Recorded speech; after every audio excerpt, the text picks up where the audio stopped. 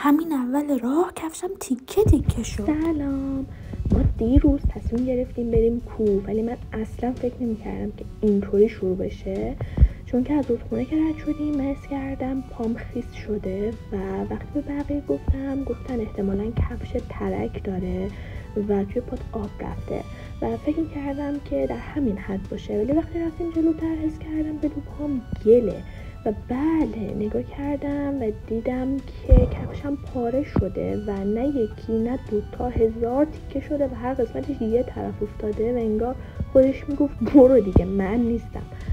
ولی خب دیگه اومده بودیم کوه و راه برگشتی نبود و با همون کفش داغون با 2 تا عصا زدیم به دل مسیر. راه اصلا آسون نبود، چون که یه هفته تمام بارون اومده بود و زمین گل بود و سر میخوردی. واقعا کفش منم خیلی نامناسب بود.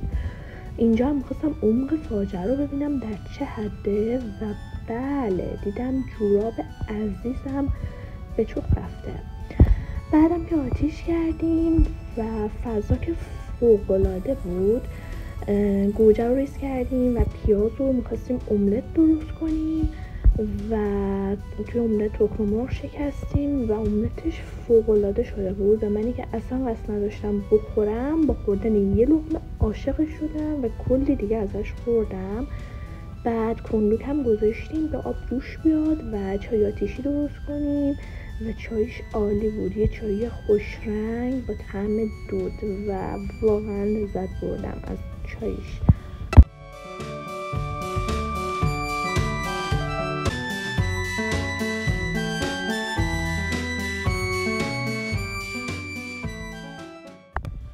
و برای پرنده‌ام غذا ریختیم که میومدن میبردن و خیلی جالب بود.